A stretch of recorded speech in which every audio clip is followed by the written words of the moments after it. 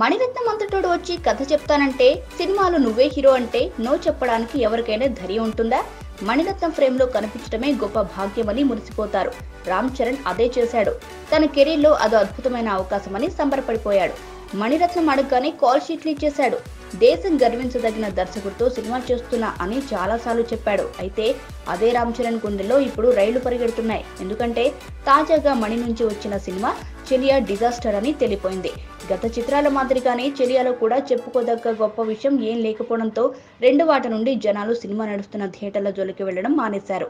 చూసిన వారి common opinion ఏంటంటే మణిరత్నం అదే కథతో ఇంకెన్ని సినిమాలు తీస్తాడు అని. అయితే అందరికన్నా ముందుగా ఈ మాట అన్నది మణి భార్య సుహాసిని. చెలియా Telugu version audio release event కు వచ్చిన సుహాసిని మణిరత్నంని ప్రశ్నిస్తూ, నాకైతే మీ సినిమాలు బోర్ తెప్పిస్తున్నాయి, ఇంకెన్ని రోజులు అవే రొమాంటిక్ ఫిల్మ్స్ తీస్తారు అని అన్నారు.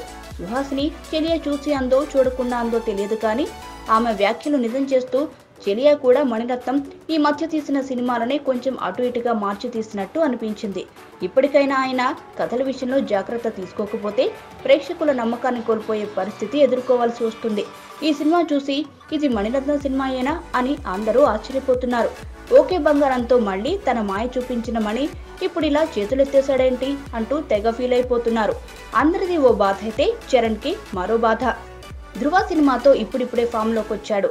సుకుమార్ సినిమా పూర్తయిన వెంటనే మణిరత్నం సినిమా మొదలెట్టాలి. చెలియా రిజల్ట్ చూస్తే ఎవరికైనా కంగారు ఖాయం.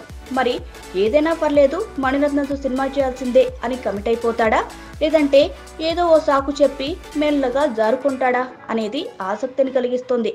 చరణ్ నో అంటే ఈ ప్రాజెక్టు ఆగిపోయినట్టే.